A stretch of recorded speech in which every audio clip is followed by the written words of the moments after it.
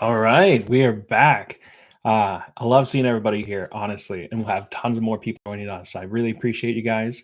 We're starting to build up a catalog of these kinds of live streams, and this one is a continuation from the last one, because last one, of course, was the 5 ways from Aquinas, 5 arguments for the existence of God. And today, we're going to look at the last 2. So if you missed the first 3, go back to the last live stream I did. I guess it's number 6. They're all numbered, but it's the one right previous to this one. Has very similar thumbnail. You'll find it. You just go under my live tab on my YouTube channel. So thanks for being here again. What I'll do, here's how we'll proceed, and you'll get the hang of this. I've got several documents and presentation aids to help and putting forth this material. But I also want to hear from you guys. So as we go through here, hey, what's up, Andrew? So as we go through here, if you have questions about any of this stuff, then feel free to drop it down in the chat, and we'll pick it up from there. So let me start a little bit of like review based on like what we did before.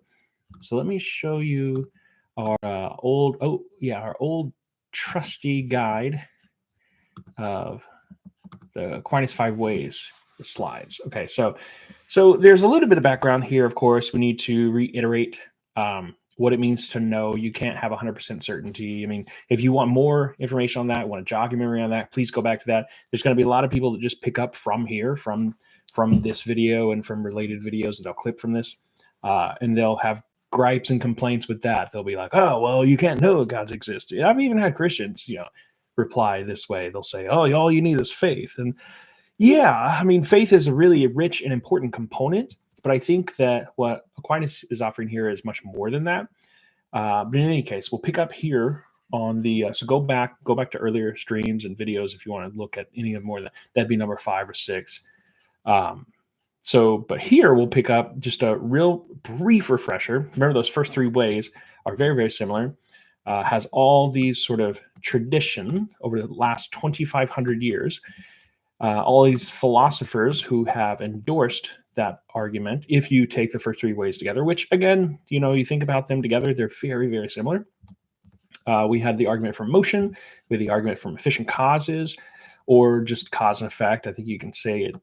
You can think of efficient causation as just cause and effect. Aristotle had, of course, Aquinas is getting these arguments from Aristotle. Aristotle had 4 kinds of causes. And efficient causation just means what we normally mean by cause and effect. And then you can think of the third one as the argument from possibility and necessity. You can think of the argument as the argument from contingency, whatever you like. It's been titled several different ways. So let me pull up a different document now, because I went through the trouble, thankfully, of actually putting down on paper. I usually draw this on the board, but I didn't have it down on any sort of document, so I made this right, like an hour or 2 ago. This is what I was trying to describe in the chat last time. I usually make this column right here. I have the name here, the conclusion, because you might remember, Aquinas does not conclude to God of the Orthodox Christian faith. Hey, what's up? I can't call you Kelly because that's Mom. Good to see you, Mom. So he actually, and this is what atheists get wrong as well. They think that Aquinas is concluding or trying to conclude to the Christian God, but he's not doing that. He's concluding to these sorts of things. Like he concludes the first argument with, okay, we have a first mover. The second argument, okay, we have a first cause. Third, okay, we have a necessary being. He does say, like, kind of out of nowhere, he says, well, you guys know what I'm talking about. Again, remember, it's his audience. This is the reason why he says this, because his audience are Christians, people who already believe in God. So he's not going to add additional argumentation. Basically, once you get to the ground of all reality and the ultimate being that created all of the universe, like, what else would that thing be other than God? As a theist. So if that's his audience, he's got no more work to do. Of course, if his audience were a bunch of atheists, then yeah, sure, he's got a lot more work to do, but that's not his audience. So again, I gave you some further reading to do in that last video. If you'd like to go see where he discusses these things, it'll be in a lot of different works, in the Summa, De Veritate, De Malo, those things like that. But I have this last column that I think is really, really, really, really, really important, okay? Because these are the things, if we were to infer what it is that this thing must be like, it's going to have certain attributes, right? Now, if we look at these, you can kind of barely see these, but classical attributes of God. If you're thinking like philosophers like to think, philosophers of religion, for example, and you might be wondering, well, what's a philosopher of religion? How's that different from a theologian, for example? A theologian is somebody who takes scripture or revealed, like divine revelation, as their starting point, and so they take all of that just as evidence. Philosophers of religion don't start there as their starting point. They can certainly be believers in God, but they use reason. Okay, and so using reason alone, you can think of this as like the so-called God of the philosophers. It's nothing that, it's like an idea of God, what God would have to be like if God were to exist. And most philosophers agree that he would have to have these attributes, and they should look very familiar to you, of course. Omniscience, he should be all-knowing, he should be omnipotent, all-powerful, he should be omnipresent, and he should be all-loving or omnibenevolent. Okay. Now, we don't get those necessarily up here, but we do get some things. So let me kind of walk you through and talk you through what we do get. I think it's really, really significant what we're able to infer based on this first mover first.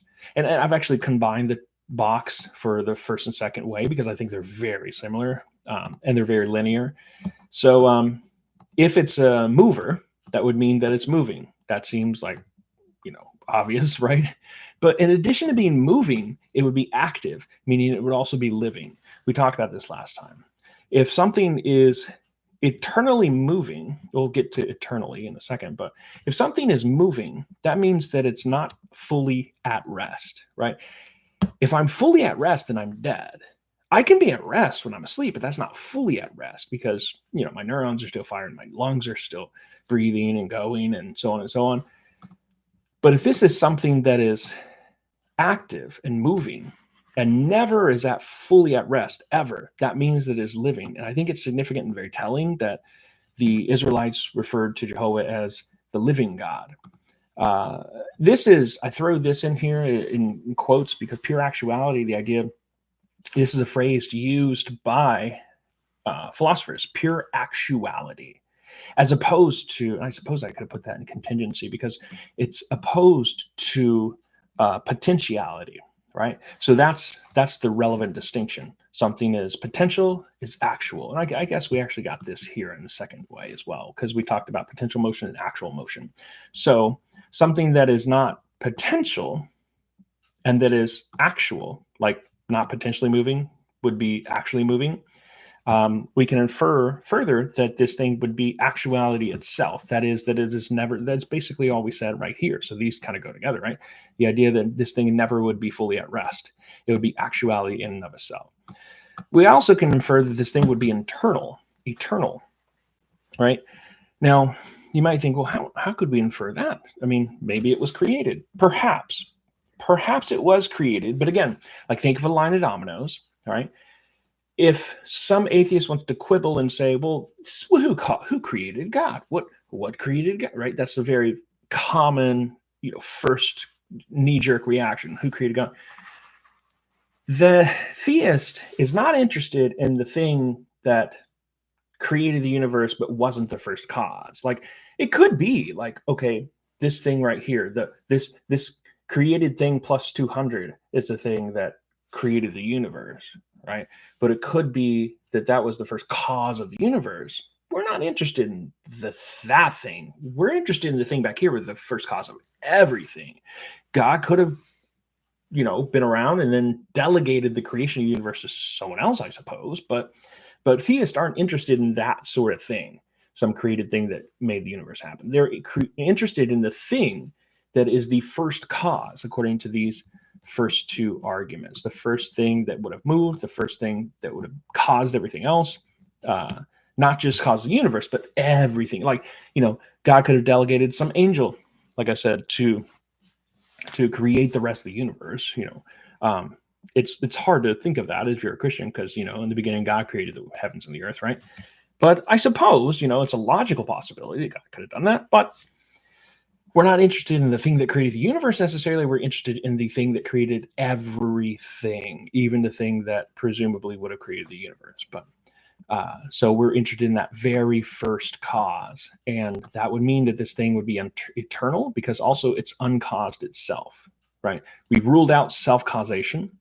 That's incoherent to say that something that causes itself to begin to exist, well, before its existence, it would not exist. And, well, it would have to be around to cause itself to exist. So before its existence, it both doesn't exist and exists. That's a contradiction, buddy. Sorry, that's incoherent. So self-causation is incoherent. To be caused by another thing would be the only other third option. So self-causation, to be uncaused, which is what this argument is arguing for, and then to be caused by another thing. And again, it can't be caused by another thing because this thing is the first one by definition. So what other thing would be around to cause it? We're looking for the very first domino that fell, so to speak. So whatever that ultimate first cause is, it would have to be around forever and be uncaused itself. It would also be very powerful. We talked about this last time, the idea that it would, there's some law of physics principle that says that an effect must have the same energy or force or power or potentiality within itself that the cause has. That is, that the cause must have the same power equal to or more than the effect. Okay.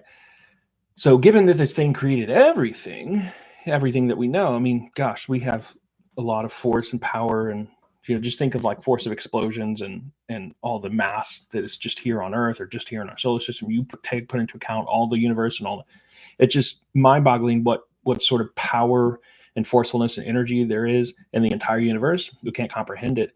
Well, this thing that would have been the first cause has to be equal to or greater than all of that power. Agency. I put this as a question mark. I think it deserves no question mark, but I'll put it there just to be a little conservative for everyone else if you're not convinced. I think that this thing would have to have agency. That is, it would have to be an actor, not something that is passive, right? By the time we get to necessary being, numbers can be necessary. Like the number 3 is a necessary object. But this is something that we would say would be necessary, not in the sense that it just always exists and it just sits there, has no impact on anything whatsoever. We said, according to 1 and 2, that this thing created, or is the reason for the rest of the universe. So it would have to have initiated or something, right? And so numbers don't act. Numbers don't have agential power to act upon other things. We can use, not the numbers themselves, because they kind of exist, they don't really exist here. Numbers are necessary and they're immaterial, they're non-physical and so on. You're not going to use the numbers themselves. You're going to use and you can perform operations, of course, and you can use symbols for numbers and so on, but they really have no power to act on their own. Like, think about the number 3 just kind of hanging out and being like, boom, I'm going to do something right here. It doesn't happen. But this thing apparently did. It's not just going to be a number just sitting there inert for all of eternity. It acted. And so if it has action, then it's an agent. Okay, so to the third argument, this is all review again. Sorry, I'm going too slowly through all this, but hopefully this is also helpful to anybody who missed that other video. So it has to be a necessary being, is what we got from the third argument. Obviously, it's going to have the attribute of being necessary. This is in contradiction to being contingent, because something that is contingent by definition, a contingent being means, let me just show you over here. By definition, a contingent being is something, that's the one I want, is something that is possible to be and not to be. It can come into being and go out of being, right? Like I said last time, I'm contingent, you're contingent. It's possible that I never existed. It's possible that I do exist because I do actually exist. So it was possible. All actual things are possible, but possible to be and not to be, it could have been otherwise. This is what contingent means. It's the same idea as like a contingency plan. It means like a backup plan. Like if things go wrong, like option 1 doesn't work, contingency plan is that you do option 2. Like it could have been this way, it's going to be this way now. That's what contingency means. But also it means that since it could have been otherwise, that these things come into being, they begin their existence, and they go out of existence. That is, that they're destroyed.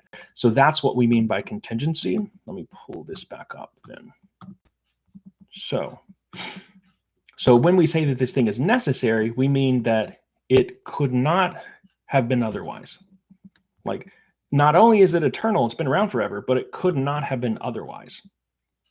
Like, this is this concept of necessity is very closely tied to the concept of independence in philosophy. And to be independent means, in fact, let me show you back here.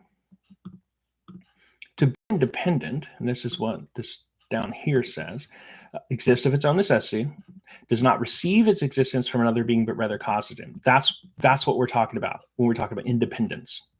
It does not depend on another thing for its existence. That's all we're saying. So it's inherent right there in what we've already established. So I don't know why they didn't just conclude. I suppose you can conclude also that not only just a necessary being, but independent being as well. But that's definitely closely tied. So an independent being means that it has no dependence on anything else for its existence. It exists in and of itself. And that goes back to uncaused, right? Because I don't depend on another thing external to me for my existence. And, I don't even depend on I can't be self-caused, so I'm uncaused. So he has the reason for his existence within himself. So that's what that means. So sovereign, again, I throw this in here, and, it's interesting because this thing is unlike any other thing, right? We did get to the point that, like, this contingency argument only establishes that there has to be at least one of these necessary beings, like we looked at last time. It doesn't establish just one, although I do have some slides later that will try to establish that there's just one. So hang on tight. But supposing that there's more than one, this thing, there would be at least one. But let's suppose, sorry, I misspoke there. Let's suppose there's only one. This one thing would be sovereign over all other things. I mean, the idea that, if I would ultimately depend on my existence, on God for my existence. All contingent things would ultimately depend on this necessary thing for their existence. So it has that idea of sovereignty or authority or rulership, or like this massively powerful independence which causes other things to exist. That's very, very independent and sovereign. I don't know how else to put it. So we put that to the side now. Let me pull back up now and keep going. And I'm going to ask you to indulge me, because you can kind of see below here. I decided I really need to pull these slides up higher and zoom out, because it was blocking like the bottom portion right here where my video goes. I've noticed that upon replay, but we don't have to worry about it with this slide. Okay, but so if you'll indulge me, nobody's watching you. But in my classrooms, when I do this, people, of course, they're shy and they're like, oh, I'm not going to do that. But some of them do. Most of them do, I think. So just indulge me here and hold out your hand, spread out your fingers. Do you know that there's a hand with 5 fingers in front of you? Most of you, if you're not just radically skeptical, are going to say, of course I do. Yes. If you do know that that's a hand right there, your hand with 5 fingers right there, and you're looking at it right out, you know all those things, you can know that God exists. And this get back to just knowing what knowledge is. Okay. Now let's try to explain what I just established here. The case of your hand and its fingers is a case of empirical knowledge. Empirical knowledge means using the 5 senses. So, and you can use empirical knowledge, the 5 senses, by in order to know all these different categories: observation, memory, testimony, and inference. Right? You just used observation. This is a source of knowledge. These are different sources. The ones I have in bold are different sources of knowledge, or methods, the way you go about knowing things. Right? So I can know things by observation. I just look out into the world. Perception would be another word for this. So what I just do with my hand. I can know things by memory. Now, I'm saying that this is a perfect way, but some of these are flawed. Even perception could be flawed. We're not saying they're perfect, but they are methods of knowing. So memory, but know notice, okay, I use empirical knowledge for that, like my five senses. I use empirical knowledge for memory because I have to remember what I have observed already, right? But with my five senses, things I can know by the testimony of others, I have to hear or read what they have said, and that uses empirical knowledge. And things I can infer, well, based on scientific or historical reasoning. That is, things that I have observed or read. Okay, so all of this includes empirical knowledge. All of this includes empirical knowledge. That's what we're saying. Okay, turns out each one of these categories in bold relies upon a very important principle of causality, cause and effect. So I'll just go back through them again right here. Sensory perception involves a chain of cause and effect, right? That cause and effect, the light simulation, retinal simulation, all the way to my eye, to my brain, so on. That's cause and effect. Memory involves a chain of cause and effect, of course, in the brain. And then recalling something that has remembered, testimony, cause and effect. Science, historical reasoning, cause and effect. I have to observe, I have to think back to historical events and so on. All of that relies upon cause and effect. Now, there's a silly, unfortunate picture of it. I'm sorry, I didn't make this PowerPoint. I borrowed it from Rob Coons to I'm not throwing him under the bus, but it's very great information, but this could use some work. But in any case, it does the job. So obviously you see the causal chain here, but if any of these steps could occur without cause, knowledge would be impossible. I know that sounds like a really crazy, radical claim. The idea that, well, all knowledge is impossible. That sounds like something just somebody kind of throws up their hands in the air because we can't know anything. It's like this give up attitude, like I can't, very skeptical. That's not the attitude I'm taking here. I'm being very serious about this. If any of these steps can occur without a cause, like in other words, if the principle of cause and effect does not work, we cannot have knowledge. Why is that? Next slide. Does everything have a cause? Well, everything involved in empirical knowledge must have a cause, as we just showed. And suppose it doesn't. Suppose, for example, that sensations could occur without any cause whatsoever. Boom. All of a sudden, I'm sitting here and I have this experience, sensory experience of like being on top of Mount Everest in Himalayas. Like I feel cold, I'm looking out, and I'm, why am I here? But, just with no cause whatsoever. If that were ever possible, it would actually be possible all the time. Because what would be the restrictions on it? If it were ever possible, it would be possible all the time and with a completely unpredictable and inscrutable probability. That is, if it were ever possible, I could never know. It would be indiscernible, and inscrutable, and unpredictable. I could never know when my effects of seeing something with my perception, right? When that effect had a cause and when it didn't have a cause. I couldn't know the difference between the two cases. And so knowledge, every instance of knowledge, every instance of observation, every instance of empirical observation at all becomes absolutely just unreliable because I can't tell the difference. Now, why did we just talk about this? Because of course you'll remember that this so-called principle of causality or principle of cause and effect obviously goes back to the second way, the way from argument from efficient causes or cause and effect. So this argument, of course, relies upon the principle of causality. Now, the principle of causality is something that suppose that an atheist wants to reject premise 4. This is a very common move. They'll say, look, so again, premise 4, if a previous cause does not exist, neither does a thing that results. Basically, if you have no cause, then you have no effect. An atheist wanting to resist this conclusion down here, they might attack premise 4. I don't know how common it is that they do it, but it's been common in my experience that they do this. They'll say something like, and we mentioned this last time, hey, but quantum mechanics, things can just pop into existence without us, not just without us knowing, because that's an epistemological claim. They're going to claim a metaphysical claim that this thing can pop into existence without any cause whatsoever. Like no real cause has ever happened. This thing just pops into existence. That, my friends, is a rejection of the principle of causality. And we saw that if that is possible, it is possible that that happens all the time without any discernibility whatsoever. Now, you might not remember this, but I'll go back. I'm going backwards now to this slide on skepticism. And I said the first 2 bullet points, this is from a couple live streams ago.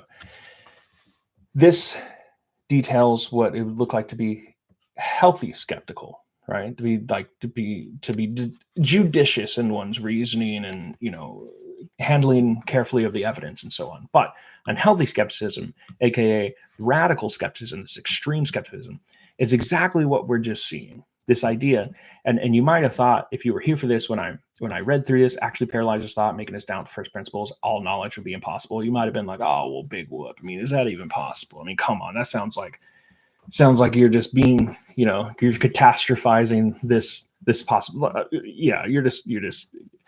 No, this is really what's happening. And I don't know if you remember this, but when I went over this one, I said, wait, and I'll show you an example of this. That's the example we saw. Because if I'm radically skeptical and I'm consistent with my skepticism, right? Because I could just be like, oh, well, but if I'm radically skeptical, if I doubt the principle of causation, now I can have no knowledge whatsoever because I can't rely on my knowledge. Of course, you won't see somebody be consistent in this. They'll say, I'm going to just reject. It's funny because I'm just going to reject the principle of causation in this instance, right? Like, oh, the universe could have just popped into existence.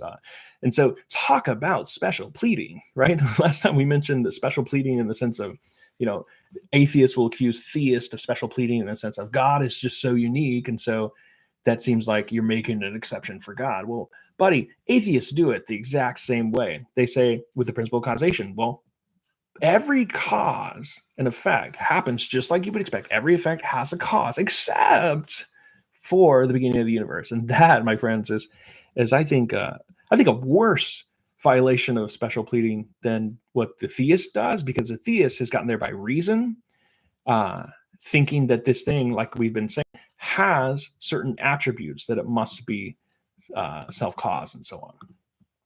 Or not self-caused, sorry. But that it must be uncaused. It must be a first cause. It must be. And so thinking about this thing doesn't seem like every other thing that gets caused. This thing seems really, really different from all other things that have ever happened in the universe. So this is not special pleading that. So we've got reasons to think that whatever this thing is, it would be very, very, very different. But an atheist doesn't have reasons why he thinks the cause and effect principle doesn't work in just this one instance. He has no reason for that whatsoever. So now let me pull up back to, we need to get into, okay. So I'll find out right here, right? If we left off this slide. If you're following along up here on my bar here, it's page 20. We've got a few more to go, but I'm actually going to skip a few of these slides for now. If we have time, we can come back to these because I think this, yeah. So I'm on 28, 29. I will round out with this, and if we have time near the end, and if people want to, I'd also like to engage with the chat, of course, but we'll round out with this, and if we like, we can go back up here through the rest of these. I'm going back now, but I'm going back down. Okay. So what I want to, you'll see 29 up here. I've got 29. This is page 30, and this is 31, which is the last page. And you'll notice, obviously, the fourth way and the fifth way are on the last 2 pages. So we will look at limitations of the argument, but we'll look at it after we continue the fourth way and the fifth way. So, all right, the fourth way, what you've all been waiting for. All right, so this one, like I said, the first 3 ways are very similar to one another. And interestingly, the first 3 ways are very easy to understand. I know you might be thinking, gosh, none of this has been easy. Well, you're here, first of all. So give yourself a pat on the back. You're making an effort to understand this. And some people, they've never heard of the 5 ways. Some people you expect to have heard of the 5 ways or arguments for existence of God have actually, some Christians, like they've never even heard of these things. But you were here, you're learning about this. So kudos to you. But this one is actually really, really hard compared to the ones that we've already looked at. Why? Because, well, actually, this is a completely different metaphysics than everything we've already seen. This needs a little bit of explanation. The fourth way is metaphysics based on Plato, whereas 1, 2, 3, and 5 are all metaphysics based on Aristotle. So I kind of appreciate this actually, coming from Aquinas. Aquinas is much more Aristotelian. than a follower of Plato, a Platonist. So he's much more Aristotelian, but I appreciate this because he's like, I've got something for everybody. In other words, so even though he may not fully agree with it, and I think he agrees with it to a certain extent, because I'll say this as well. Although he's very Aristotelian in his thinking, he also synthesizes the two in really spectacular and unique ways. So I want to show you this. You probably have seen this image before. And man, I didn't think to do this, but I've actually gotten a picture of this. This is in the Vatican museums, and you can see this is actually on a wall. It's a fresco, and this is the fresco called the School of Athens, and it's painted by Raphael. So pretty amazing. So if you're ever here, you're standing where Raphael standed and painted, because you can't move that thing. That's embedded into the fresco. Is like, it's not just painted. Like painted into the stucco, and so like it's part of the wall, interestingly. So okay, so now I only want to focus on these guys, and this comes from, of course, a larger PowerPoint on those categories. But right here, I've created this image here where the real things are, because this exemplifies what they're doing here. This is a whole explanation. Artists do things and make choices for a reason. Plato is pointing upward. Aristotle is pointing downward. How do I know it's Plato and Aristotle? Well, let's zoom in right here. We can see that obviously 3 clues. If you know your history, if you know your philosophy, you know that Aristotle was a student of Plato. So obviously Aristotle's the younger one. That's the first clue. We can also see that Plato is holding the Timaeus, something that Plato wrote, and Aristotle is holding the Ethica, or the Ethics. Probably the Nicomachean Ethics, not the Eudemian Ethics. Yeah. So those are their famous works. And the third clue is the way they're pointing. So Plato's pointing upward, Aristotle's pointing downward. And in order to understand the fourth way, I'm not saying we'll understand it perfectly, we have to understand the difference between these two guys. So Aristotle, I'll tell you in a second. Most of us are pretty good Aristotelians because it's just a product of history. Like, we're very good at Plato. This should all sound very foreign to you because none of us are really Platonists these days. Although we all used to be Platonists until late antiquity, Middle Ages. Because St. Augustine was a Platonist. Bonaventure was a Platonist. Several of these late antiquity, early medieval philosophers and theologians were Platonists. But that's only because we didn't have Aristotle's works. There's this whole, you can look up, there's a Wikipedia page about this idea that it was a historical accident. Just so happened that we lost all of Aristotle's original works. We had him obviously cited and quoted in other authors, but they were nowhere to be found. I don't know what happened, but it turns out they showed up, somewhere in the 1000s, 1100s. Well, where were they this whole time? Where were they being preserved? They were actually being preserved in Persia, or the Islamic countries, by Islamic philosophers. So, and in fact, in the 1000s, 1100s, there was a whole Islamic golden age. They were the world leaders in medicine, in mathematics, in astronomy, and philosophy. You name it. They just led the world on that, which is kind of hard to believe because we think modern day Islam, it seems to be very backwards, not a lot of world leaders with technology or anything like that. But that's only because I think it was in the 60s that they had the revolution with Ayatollah Khomeini. And so they went back to very conservative ways. But about a millennium ago, they were all very progressive and world leaders, at least in progressive in the field of ideas. So, okay, let me talk about Plato. I'm going to use the example of this table here in front of me. You can't see it, but you've probably got a table or something in your room with you. So if I'm Plato, this table that I'm touching right here is actually not real, right? It couldn't, because what they're demonstrating here is where the really real things are. This table's not really real. The real table, the form of table, is up in the heavens somewhere, the Platonic realm of forms, or Platonic heaven. Nothing religious about Platonic heaven. It's just where these things reside because they're eternal. They have to live in a special place. They're not living, but you get it. They have to reside in some special place. So this table itself is just it's a poor representation of what real table looks like. Or if I see a dog, well, that's not the real form of dog. That is a poor representation of the form of dog.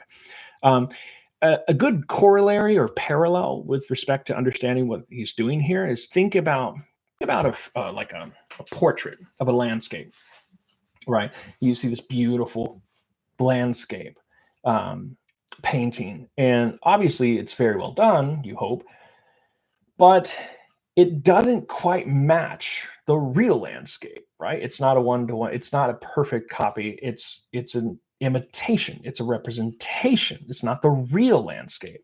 So that's what he says about all objects. This table is not table itself. I know it's weird to talk like that, again, because it sounds foreign to us. We're not Platonists. But this table is not table itself. It is a copy or imitation of what real table is.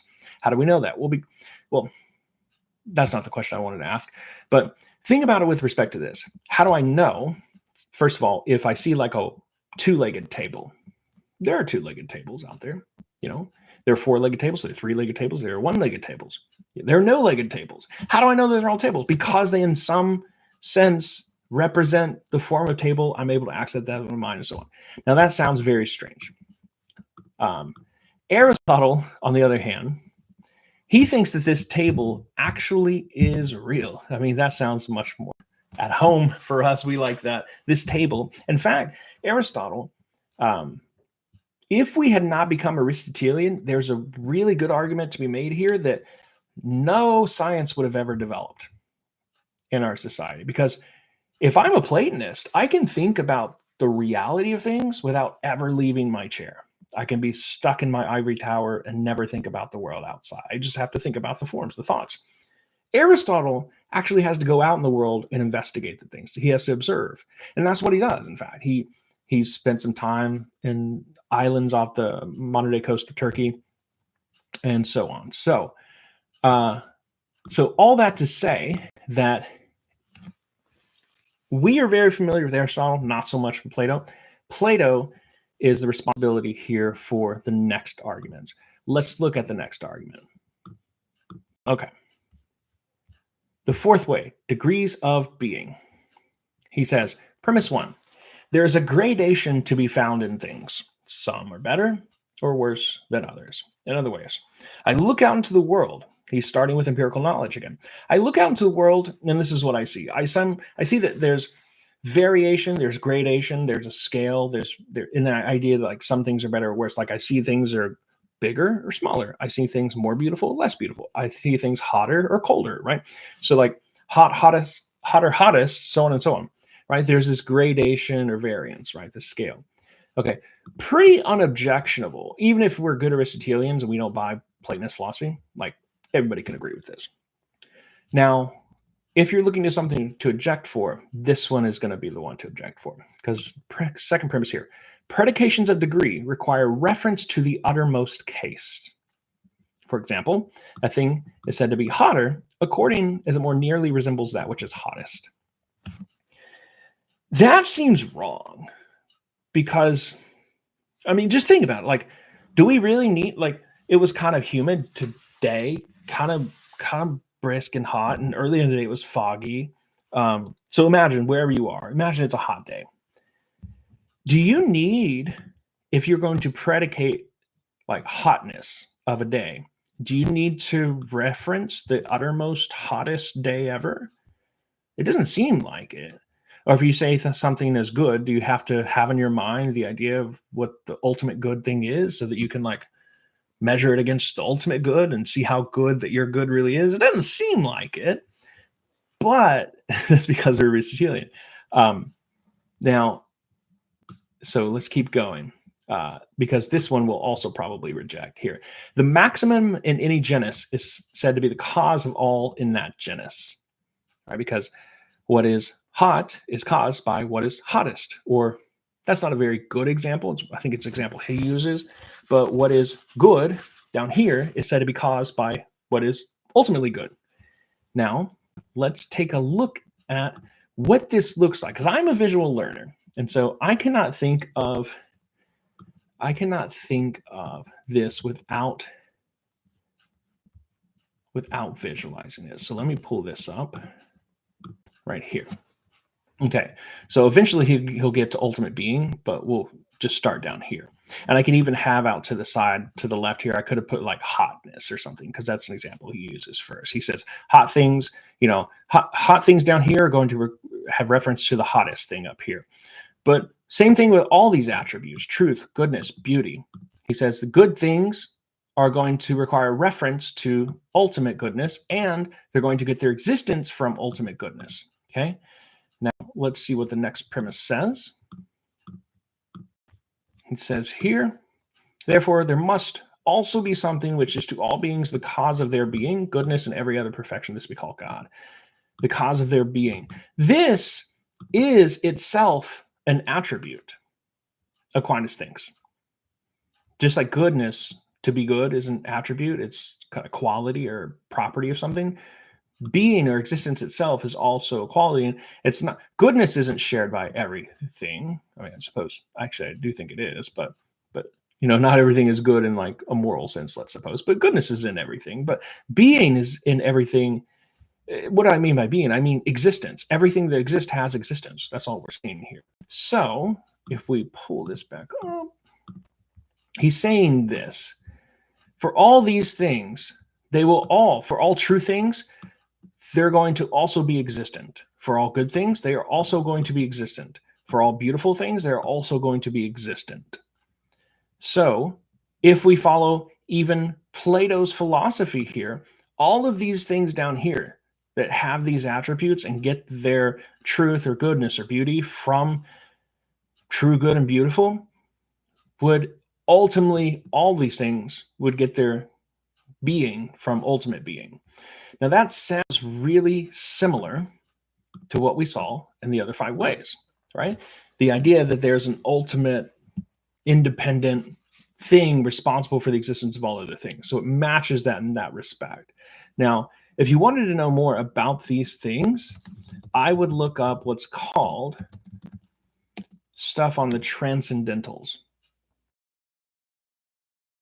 And books here, they're right here on my shelf.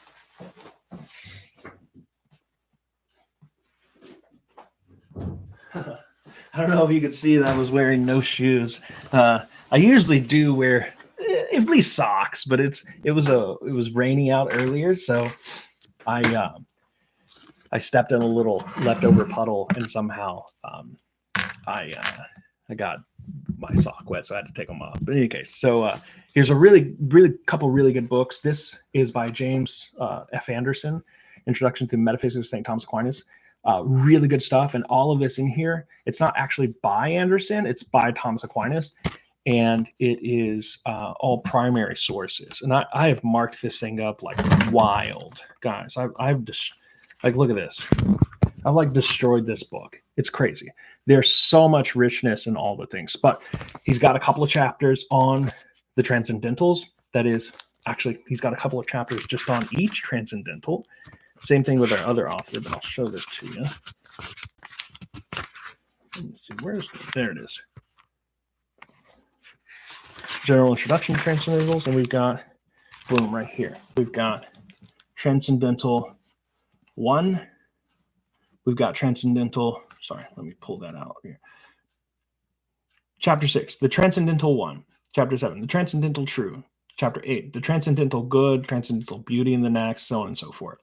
So if you want to do more reading on what this is, like I said earlier, Aquinas is very much an Aristotelian, but he also borrows these from Plato, and believe it or not, Aristotle does too. I don't want to mischaracterize Aristotle. He does believe in the transcendentals as well. And then this is also a good book here by W. Norris Clark. He's a Jesuit priest, very good scholar, one of the many contemporary Thomistic metaphysics. I've marked this thing up to death as well. So, similarly, I read these two together. They really balance each other out, and they provide much of the same material. And that wouldn't be all just primary sources. That's his take as well as a scholar. So I can give you reading assignments to continue on and follow this up more. So, all right. So let's get down finally to the 5th way. And this one should seem very familiar to you. Let me pull this up because I'm not getting, there we go. Okay, that's good enough. All right. And we'll start out, well, you can see here, of course, it is the argument from design, a cosmological teleological argument. Cosmological just means it's trying to find the something that is responsible for all of the cosmos or the cosmos. I kind of said both there together, or the cosmos or the universe, which is basically all of these arguments are cosmological arguments. And then the teleological argument, it comes from the word telos or telos, T-E-L-O-S. It means telos means something like end or goal or purpose, something that we aim at. So, you can have a telos with respect to your actions. Like this is actually, a telos is one of Aristotle's other four causes. So you've gotten two of them here so far. The others are material and formal. He calls this the final cause, the telos. But in any case, something that directs at another thing. And that's exactly what he says here, to work towards some goal. He's referencing that. But it's also called argument from design. Let's just jump in. He says, again, it starts off very similarly, empirical observation. I look out into the world, this is what I see. I see that natural bodies work towards some goal and do not do so by chance. Like it's not random or luck. He also says most natural things lack knowledge. Now, natural bodies, what does this mean? It can include humans, but it can also include things like bodies like planets, right? It can include celestial bodies. It can include, I don't know, an acorn. But all of these things seem to have some goal or purpose or end to which it is working. And they don't do that by chance. Now, he's interested not in natural bodies that have minds. He wants to think about the ones that don't have minds. Like he's not interested in humans. He's interested in those things like acorns turning into oaks, celestial bodies that go into orbit and stuff like that, right? Because he's going to now limit natural bodies. So just those things that don't have minds, those things that lack knowledge, okay? Now, that's his next step. Most natural things lack knowledge. They don't have minds. Now, third step, he says, but let me actually, never mind. Okay. He says, but as an arrow reaches its target, let me pull this in here so you can actually see it. Yeah, okay, that's better. But as an arrow reaches its target because it's directed by an archer, what lacks intelligence achieves its goals by being directed by something intelligent. Okay, he's just given an analogy here. It's argument by analogy as well.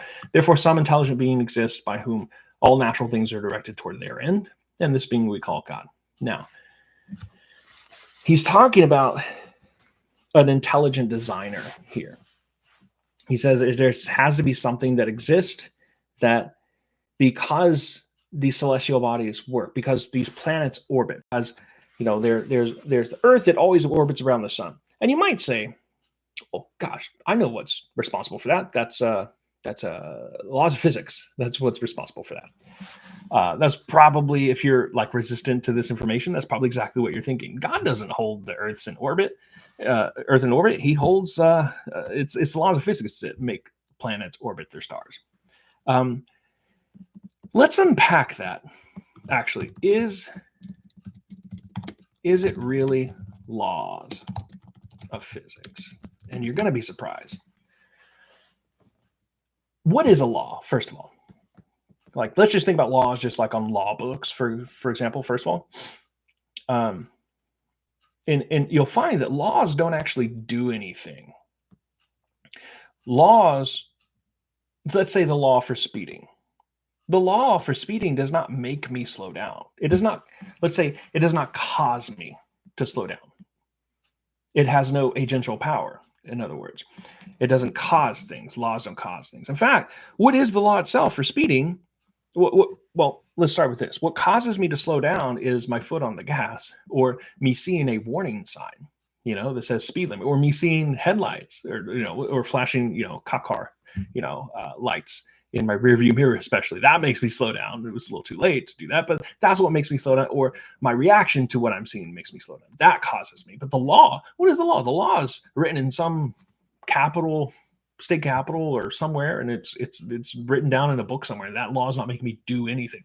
In fact, that's what all laws are. They're just written things.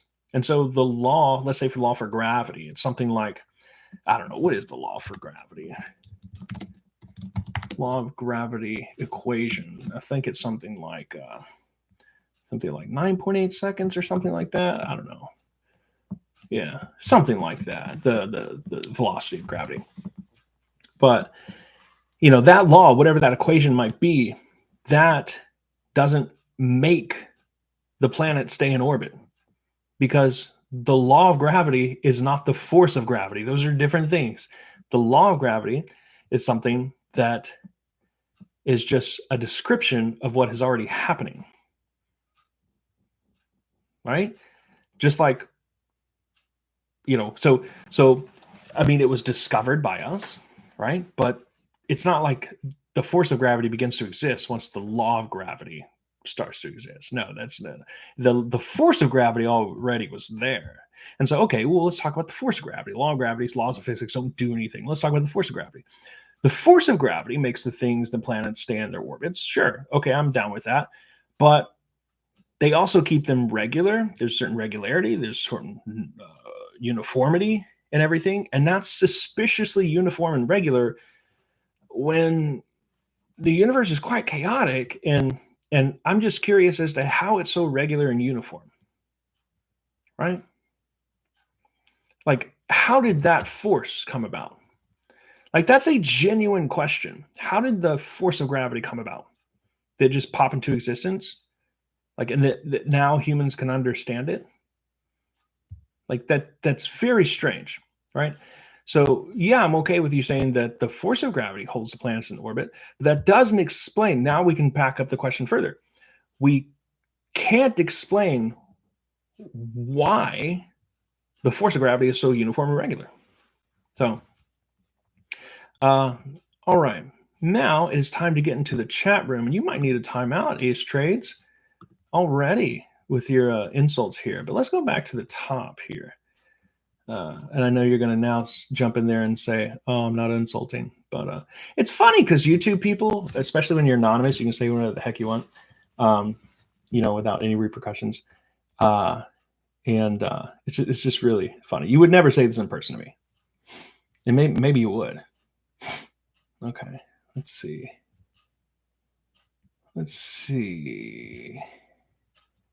I did see a question earlier.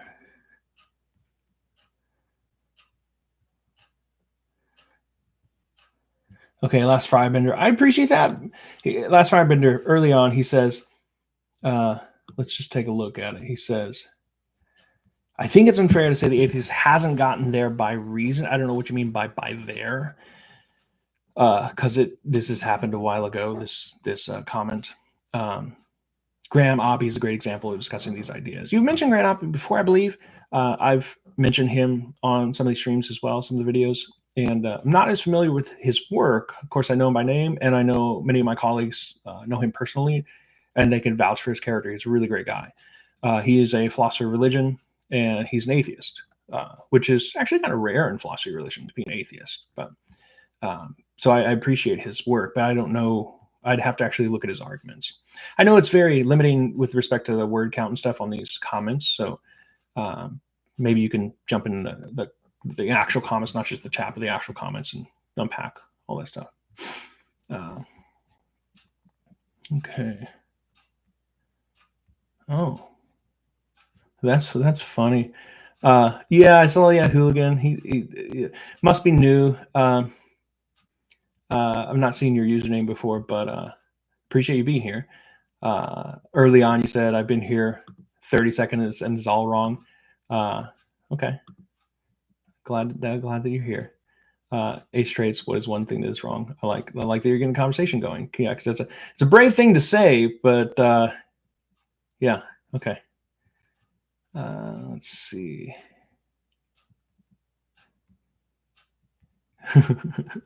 You guys are so funny when you're talking to each other. What if I want it to be really true, really bad? That's pretty great. That's awesome. By Ace Trades. I saw one in here earlier, but that was directed towards me, and I can't find it. Okay, here's one. Ace Trade says, the argument from design is literally the worst argument out there for a God. Yeah, I mean, sure, that's fine. This gives me an opportunity to point out, though, that there are 5 arguments here for Aquinas' 5 ways, and these are not the only 5 arguments that Aquinas has, and these are not the only 5 arguments that Christians have. So Aquinas' arguments aren't the only arguments that Christians have. So the 5 ways are very basic. I mentioned this in my first video. They're intended for beginners in theology, as he describes it. They're intended to be directed toward an audience that already has theistic beliefs. So they're not necessarily going to be that detailed with respect to what kind of God or deity this might point to. And there's a very fashionable thing to do with is to rank certain arguments for God's existence. And, I don't know where I'd rank this one, but it wouldn't be near the top. So I agree with you there. Yeah, it's at least with respect to its airtightness, let's say. There's a lot of ways that one can, let's compare to Anselm's ontological argument, for example. That one, many people want to resist it, but they don't know where to begin. Compared to the design argument or design arguments in general, it's easy to resist. Like, it's easy to find a place to object to. Some arguments aren't. Okay. All right. So this from Ace Trades. Appreciate this veiled ad hominem here. You should stay away from the science you don't understand. Yeah, the thing is, I'm not talking science. I'm talking philosophy of science. It's a very big, different thing. And if you look at the first chapter of my dissertation, I actually do a lot of philosophy and science in there. So go have fun reading. So mostly about theory replacement, if you're interested. This person also at me. I have 20 people ready to debate you anytime if you're interested. I'm open to collaborations and debates and interviews and discussions. I have a whole playlist on those, and people I interview, people who've interviewed me, people who have just sat down for discussion to, I prefer not hostile, volatile interactions. I don't like yelling at people. I have enough of, there was a time in my life where I had a lot of people around that were like that, and it's nice not to have my blood pressure raised. But I also just don't think it's a good way to have conversations. I look at disagreement as an opportunity to collaboratively move forward towards understanding something. Like, I don't look at it as an opportunity to be combative. So that's what I resist. I just don't like that. And I appreciate if people want to have those discussions in a really productive way. I'm totally fine with that. So I'm actively looking for people to collaborate with. They would have to be somebody that, beggars can't be choosers. I've got a few people lined up, but I'm not just going to take anybody. So give me your list of 20. There might be somebody in there who is somebody I'd look forward to. Okay. I appreciate this, Ace Trade, saying, not trying to be rude, never my intention. I appreciate that. Yeah. All is forgiven. That's all it takes, honestly. I hold no grudges. By the next time I saw your username or your face, especially in person, I'd just be like, whatever. Did that really happen? I don't remember that. So, and I know you've been around for a little while on this channel, so I appreciate you being here again. Let's see.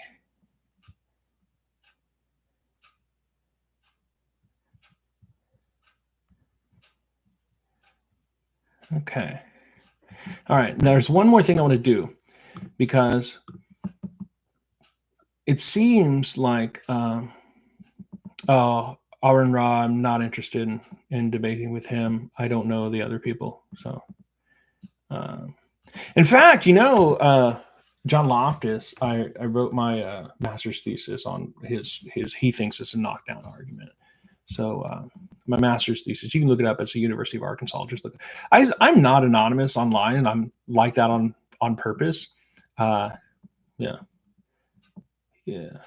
I would throw my hat in there. He's starting the minor leagues. Yeah, no, I mean, whatever. I mean, I don't rank people, honestly.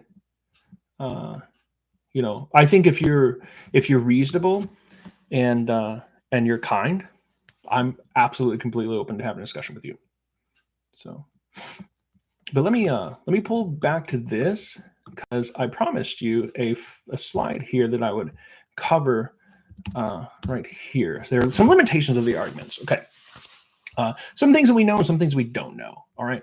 So we need to get clear on what it is that these arguments are actually doing, what they're trying to accomplish, that sort of thing. So here's what we do know based on if the arguments go through. All right. Like maybe you don't like them. Okay. First, we can't just like them. You actually have to like refute them. But if they go through, right?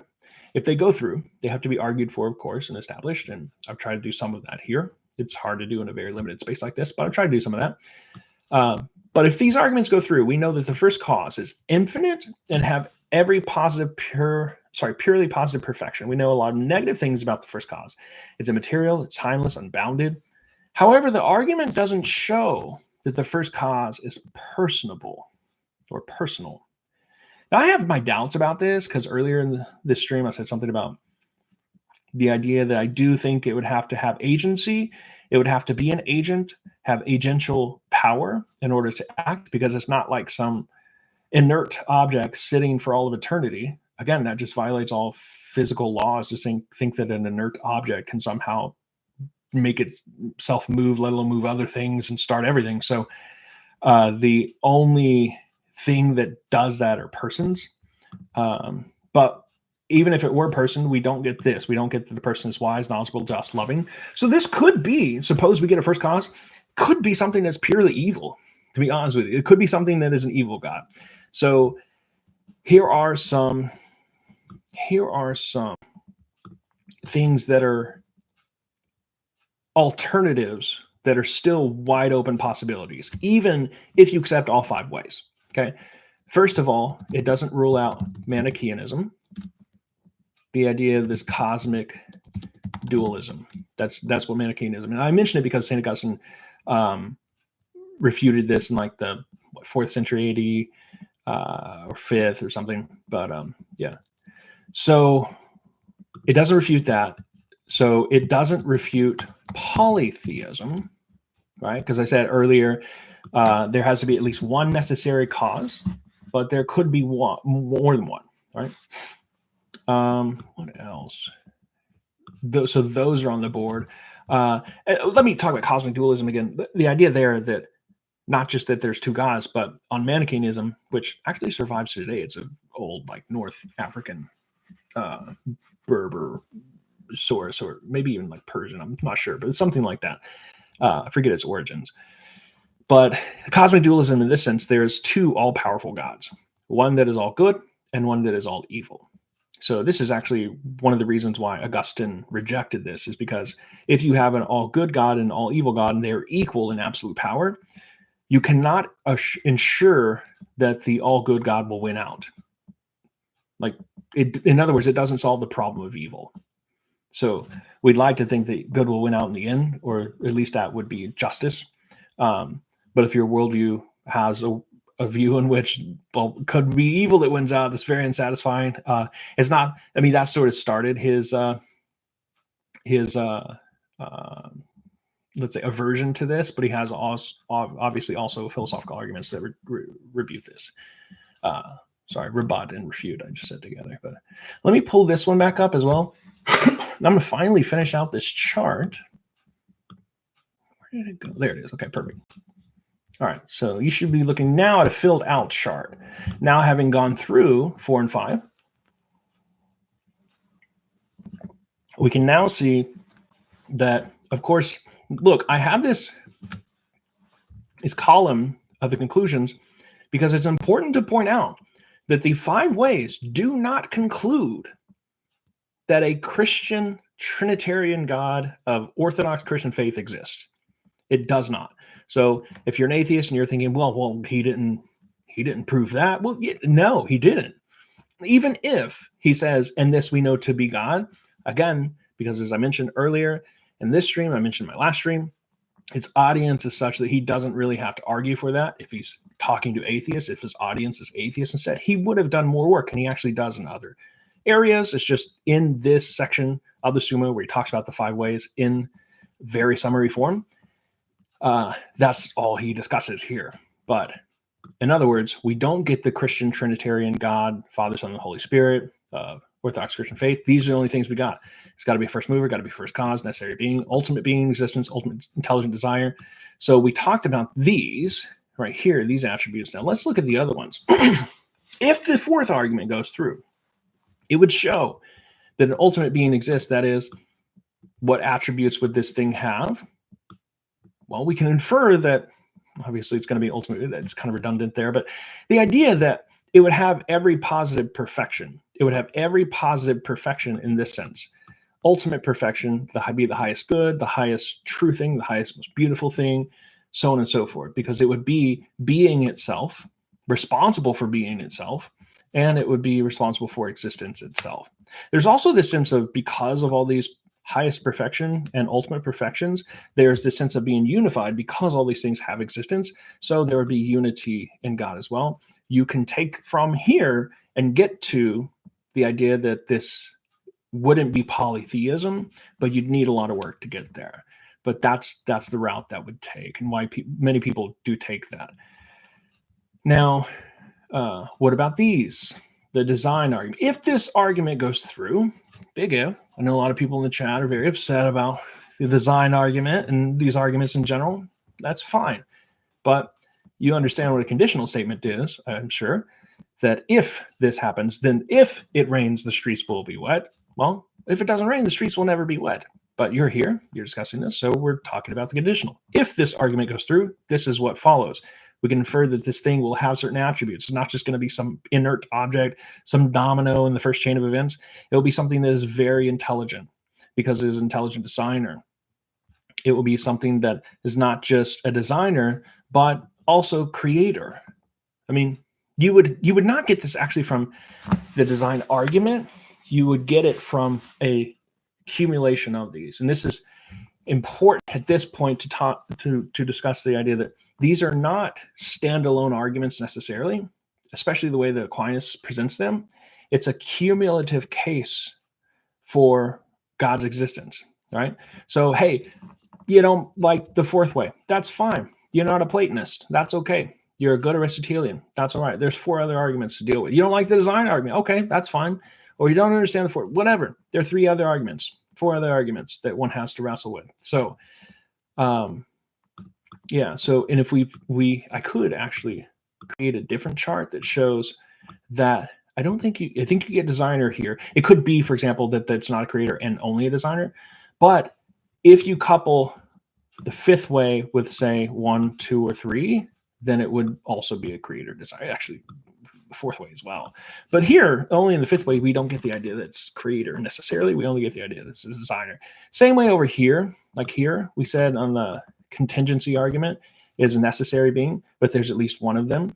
The idea that, well, there could be more than one. Could be that, well, the one that created the world, or sorry, the one that's the first domino, or the one that is the necessary being that created the others, or whatever, is actually not the one that's responsible for creating the universe. That's fine. In that case, they wouldn't be a creator. I'm just looking at the logical space here, possible ways to object to this. That's fine. So, yeah, you can couple these together as well. And like if I were to extend this chart to another column, I could say, okay, combinations of 1, 2, and 5, you would get this attribute, and so on and so on. And in that case, I would probably remove creator and sustainer as well. Sustainer I have here is another question mark, because, oh, that's another one I did put in here, is that deism is not ruled out as well. Obviously, you can think that there's an ultimate being, absolute being, necessary being that's responsible for all of the universe existing. But you might think that that thing is not personally interacting with his creation, hasn't revealed itself divinely, and has set no categories out or parameters out for its worship. It's just created the thing, walked away, left us to our own devices. That's what deism is. And these 5 ways don't rule that out either. So That's entirely possible. Now, that's why I have this in question mark form, because if you're a deist, of course, at the very least, if you're a deist, you would reject that God would be a sustainer. It would be just something that created, walked away, left it behind, and doesn't sustain the things in existence. But Orthodox Christians have a doctrine that God is not only just creator, but he's also sustains things in their existence because he's ultimate being. And I suppose if you combine 4 and 5, then you would get sustainer. But ultimate being is responsible. Just in the same way, let's just think of this. Like if goodness itself doesn't just, that was the correct. If goodness itself, let's say the good, right? This transcendental, the good. Or let's try the true, actually, because it doesn't give me that big line up there. All right. So the true. If there are true things down here, then up here, the truth will be responsible for its existence, but it will be responsible for its continued existence as well. Same here with good. Let's scroll down. So look at that right here. This thing that is good is not just goodness itself responsible for it beginning to be good. Goodness itself is also responsible for its continued goodness. Same thing with beauty itself, responsible for continued beauty. So it stands to reason that being itself would be not just the creator responsible for these things beginning to exist. Being itself would also be responsible for these things continuing to exist. That way you get the sustainer attribute. So, all right. So let me check the chat one more time before we round out. And there's been a few things added. I know some people are talking to some people. All right. I love the chat, guys, and this is just a great venue. I know it's limited; it's a little unfortunate. If anybody has any suggestions, I'd be willing to take them. I know there are different platforms and services that allow more people, not only more people, but allow more space to chat, so that you could log in. I know there are some some sites that kind of collate all the chats into one place. And you just stream from whatever platforms. You could be on YouTube, boom, you stream it from there. And you could put your, in that way, the outcome is that you would have a much longer chat character limit. So if you know anything like that, send it my way. I'd be interested in that because it's really difficult. I like the venue. Obviously, having you guys together, the community, and I appreciate you being here. It really is nothing like it. And I'd like to get to know you like personally too. I mean, I should mention this. I've made friends through this just in like the 6, 8, 9 months I've been doing this. Like, I live in Baltimore. 2 guys live in Baltimore I've met. I met a guy in Western Maryland who I just learned of him like 2 weeks ago, and then like drove out there for some soccer game that my son had, and I got to meet him, made up with him. So yeah. So yeah, some people, this is so funny that you ask Ace Trades, because if my no, it's not off topic. A lot of people are curious about this. It's real. This is our beautiful. If you're ever in Baltimore, come here, hang out. Actually, I did a discussion with Lance Independent, and he asked me the same thing. He's like, I totally thought it was fake. It was one of those fake backgrounds. No, it's real. We were really fortunate to have. It was a wedding present that we finished out our basement. It was a dungeon before this. I've got like update photos. Maybe I'll do some sort of slideshow or something like that. People are interested. Yeah, but if you're ever in town, I should like have people like make library cards or something to check things out. That would be like really pretentious and stuff. But yeah, my background's an elliptical bike covered in laundry. Yeah. I was afraid of that. Mine would be like that about a year and a half ago. It would be a dungeon down here. Yeah. So we're very fortunate. So if you're ever in the area, reach out. My email, by the way, my personal Gmail is in my channel homepage. So if anybody ever wants to reach out and like personally, like especially with respect to collaborations, I'll go back and look in the chat to see those people that you mentioned. I only recognize a couple of them, but I'll look them out. And then, yeah, but if you want to send those people my email or direct them to me somehow, or if you're ever in the area and want to get together I've got a fire pit in the backyard as well. We live in a Victorian row home that's very, very beautiful. And my wife, she's awesome. And she scoped it out before we were married. So it's got this nice fire pit in the back. So if you ever want to have beers on the porch or in around the fire, or come enjoy the library, then yeah, let me know. All right. Yeah, gangs killing each other. Yeah, I thought Baltimore was just gangs killing each other. It depends, honestly. Like any city, yeah, you do get The Wire, right, from like 2000. That's like 2002 or 2004 or something, though. So yeah, it's not been revised since then, I suppose, Baltimore's image, but it does have a few. It does have a few beautiful nicknames. Like I think Charm City is one of them. There's another one. It's known for its crabs. It's got the last active Civil War naval ship. It's now decommissioned, but it's sitting in the Inner Harbor. It's a beautiful area, and it was last active, I believe, in World War I, perhaps. I'm not sure, but it was over in the Mediterranean for a little while, and then now it's sitting in the harbor. It's old. It's called the USS Constellation, if you want to look it up. But yeah, we have an aquarium here. We've got wonderful, just beautiful city. And just like any city, it's got its bad parts, it's got its good parts. So yeah. All right, guys. Appreciate you being here.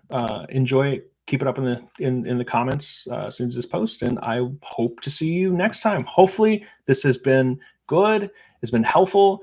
Maybe it's just been volatile and it's just stirred the pot, whatever it may be for you, but you're here, you're enjoying it somewhat. It's providing some sort of entertainment, and I'm enjoying you being here. So hopefully I will see you next time. All right. Take care. Bye-bye.